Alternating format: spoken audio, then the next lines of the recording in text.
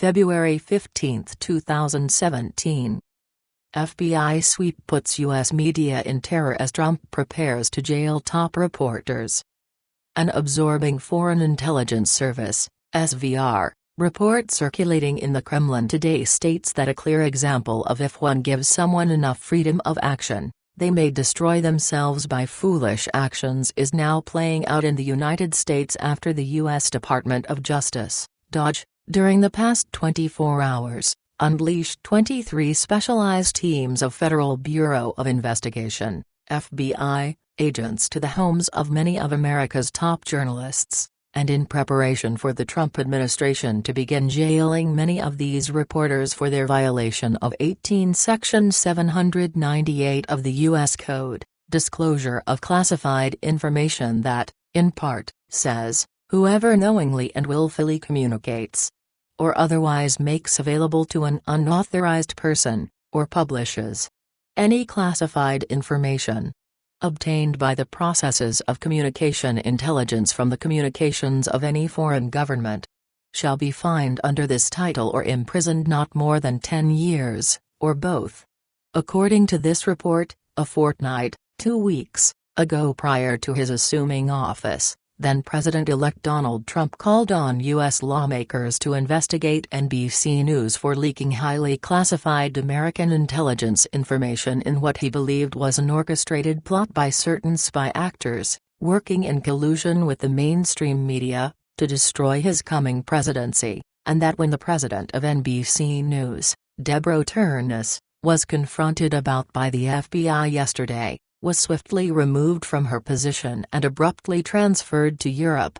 Knowing of what his own intelligence agencies were preparing to do against him once NBC News fired the first salvo against him, CIA order, "We're taking traitor Trump out now," this report continues. Trump, who says intelligence community giving out classified information to press like candy, aided by former U.S. Army General Michael Flynn, who was the U.S. military's top spy master, deployed a classic canary trap maneuver against these spy actors and their journalist abettors, and that is a method for exposing an information leak by giving different versions of sensitive information to each of several suspects and seeing which version gets leaked.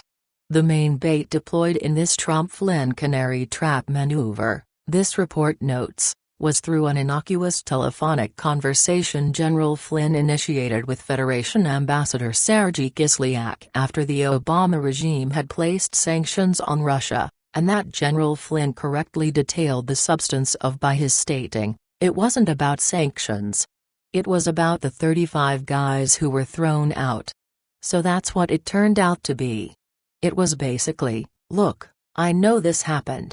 We'll review everything." I never said anything such as, "We're going to review sanctions," or anything like that.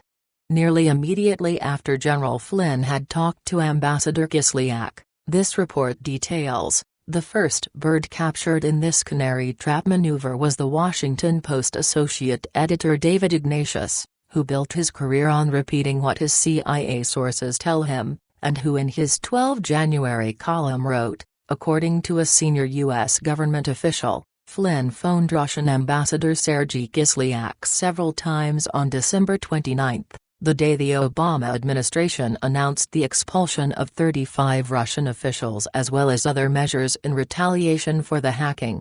Swiftly following David Ignatius into the Trump-Flynn canary trap, this report continues, were numerous other birds who have self-identified themselves as being from every mainstream media newsroom in America, including the New York Times, who just yesterday published, phone records and intercepted calls show that members of Donald J. Trump's 2016 presidential campaign and other Trump associates had repeated contacts with senior Russian intelligence officials in the year before the election, according to 4 current and former American officials.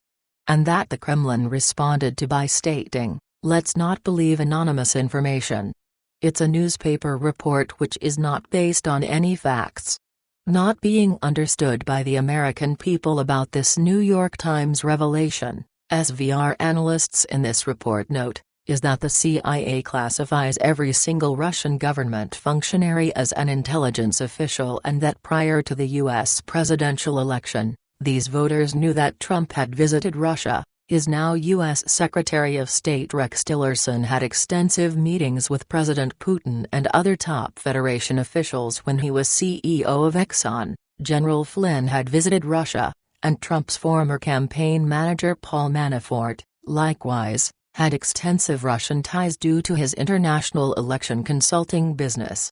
In point of fact, this report continues, by the same criteria the U.S. mainstream media decries Trump, and anyone associating with him, for having ties to Russia, must also now include nearly every single top American corporation, their CEOs, and executives who, likewise, regularly meet and have phone calls with Russian intelligence officials including Pfizer, Boeing, Ford Motor Corporation, PepsiCo, Procter & Gamble, McDonald's, Mondelez International, General Motors, Johnson & Johnson, Cargill, Alcoa and General Electric, to just name a few.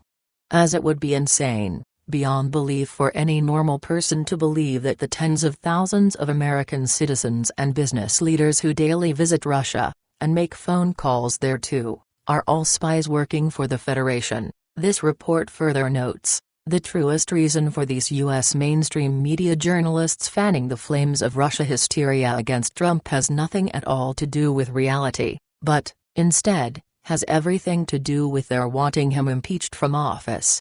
In their zeal, however, to destroy Trump, this report continues, these U.S. mainstream media journalists have blindly overlooked the most important fact in this war they've started against their president, and that is these unelected intelligence operatives who are leaking classified information to them work for President Trump, not the other way around.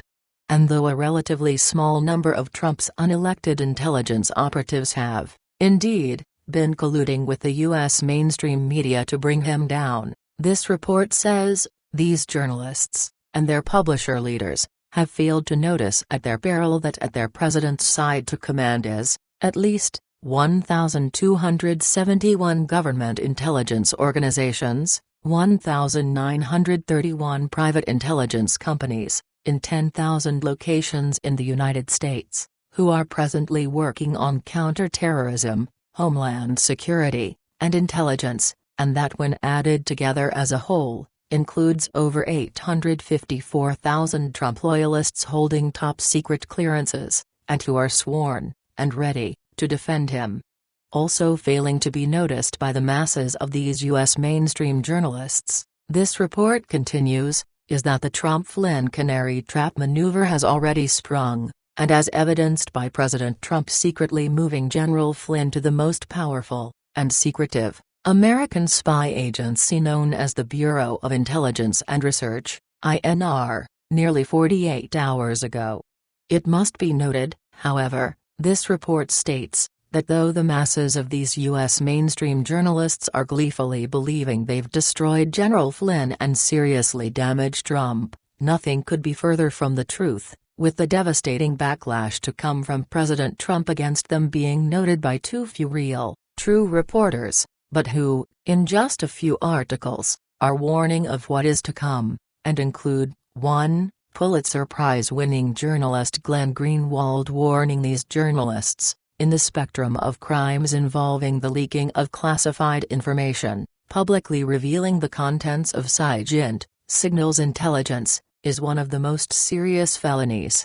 Journalists, and all other non-governmental citizens, can be prosecuted under federal law for disclosing classified information only under the narrowest circumstances, reflecting how serious SIGINT is considered to be. One of those circumstances includes leaking the contents of intercepted communications. 2. Bloomberg News national security reporter Eli Lake warning these journalists, normally intercepts of U.S. officials and citizens are some of the most tightly held government secrets. This is for good reason. Selectively disclosing details of private conversations monitored by the FBI or NSA gives the permanent state the power to destroy reputations from the cloak of anonymity. This is what police states do. 3. Senior correspondent for the Week News Service Damon Linker warning these journalists, America's spies anonymously took down Michael Flynn. That is deeply worrying. Far too many Trump critics appear not to care that these intelligence agents leaked highly sensitive information to the press, mostly because Trump critics are pleased with the result. But too little, and too late, did these warnings come to the masses of these U.S. mainstream journalists who have grossly violated the United States' most powerful laws against leaking classified information, this report says, and as evidenced by the less than 24-hour period between when General Flynn was secretly moved to his new intelligence position by President Trump and the FBI teams that began sweeping up journalists in both New York City and Washington, D.C., armed with what are called National Security Letters, NSLs, this report explains. These FBI teams are presenting their targeted canary trap journalist birdies with an administrative subpoena issued by the President Trump's federal government authorizing these agents to gather information for national security purposes, and that do not require prior approval from a judge, and if spoken, or written, of by the recipient means automatic imprisonment. Most astonishing to note about what President Trump is doing in targeting these lawless journalists, this report continues, is that the road guide to what he is doing was, actually, created by President Obama, and though not known to the masses of the American people, had his U.S. Department of Justice prosecute more government leakers than all U.S. presidential administrations combined. Unlike President Obama, though, this report notes, President Trump has something on his side no other American president in history has ever had in battling against illegal government intelligence leaks to journalists. A stunning new poll showing that the American public now says that their trust and confidence in the mass media to report the news fully, accurately, and fairly has dropped to its lowest level ever recorded in Gallup polling history. Even worse for these law-breaking mainstream media journalists whom President Trump is soon to jail, this report further warns, is that the cries of injustice they'll soon spread across America in their terror and fear will fall on mostly deaf ears, and as evidenced by another stunning new poll showing that more of these people believe and trust Trump than these lying fake news propagandists who believe themselves to be above the laws everyone else has to obey.